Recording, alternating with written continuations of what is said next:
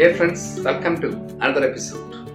English സംസാരിക്കുക എന്നുള്ളതാണ് നമ്മളുടെ ലക്ഷ്യം. അതിലേക്ക് നമ്മൾ വളരെ സ്ലോ ആയിട്ട് എത്തിക്കൊണ്ടിരിക്കുകയാണ്. അതിൽ സംശയമൊന്നുമില്ല. ഈ സംസാരം എന്ന് പറയുമ്പോഴത്തേക്ക് ശരിക്കും ക്വസ്റ്റ്യനും ആൻസറും ചേർന്ന സംസാരം. It is always A mix of questions and answers. അപ്പോൾ നമുക്ക് എപ്പോഴും ക്വസ്റ്റ്യൻസ് ചോദിക്കേണ്ടി വരും. അതിലെ കുറച്ച് ക്വസ്റ്റ്യൻസ് ആണ് ഞാനിവിടെ പറയാൻ പോകുന്നത്.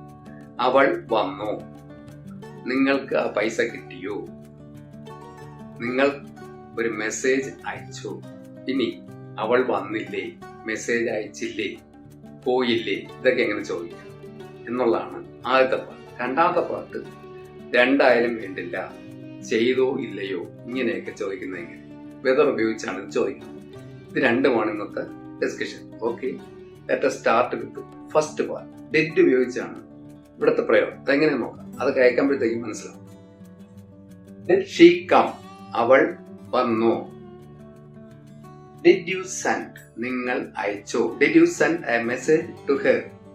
Because I told you yesterday. നിങ്ങളടുത്ത് ഇന്നലെ ഞാൻ പറഞ്ഞിരുന്നു, നിങ്ങൾ അയച്ചോ? Did you go there? നിങ്ങൾ അവിടെ പോയോ? Did you get the money? നിങ്ങൾക്ക് ആ പൈസ കിട്ടിയോ? ഇത് മനസ്സിലായല്ലോ. ഡിഡ് ഉപയോഗിച്ച് എങ്ങനെ ചോദിക്കാം. ഇനി കിട്ടിയില്ലേ, പോയില്ലേ, ഇതെങ്ങനെ ചോദിക്കാം നോക്കാം. Didn't she come? അവൾ വന്നില്ലേ? Didn't you send a message? നിങ്ങൾ message അയച്ചില്ലേ? Didn't you go there? നിങ്ങൾ അവിടെ പോയില്ലേ? But did not, ഇതാണ് didn't എന്ന് പറയുന്നത്.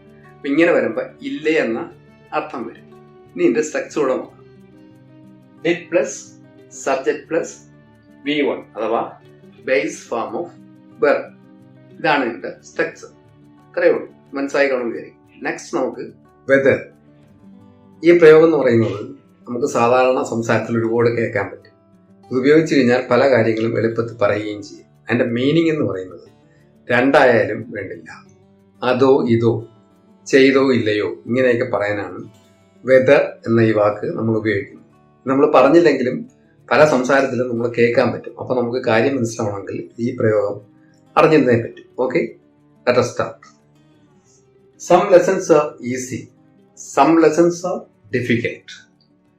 A student will have to learn all of them.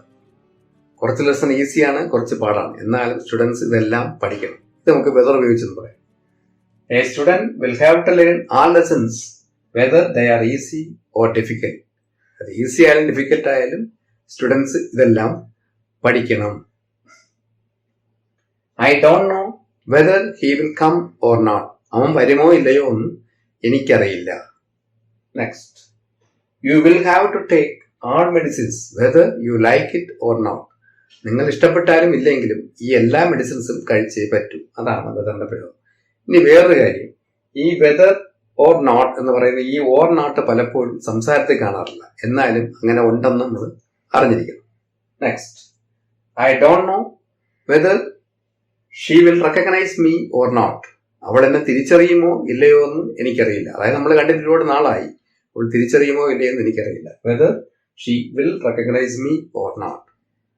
Okay, if you like this, please subscribe and support. This is Srikumar signing off. Until meet again.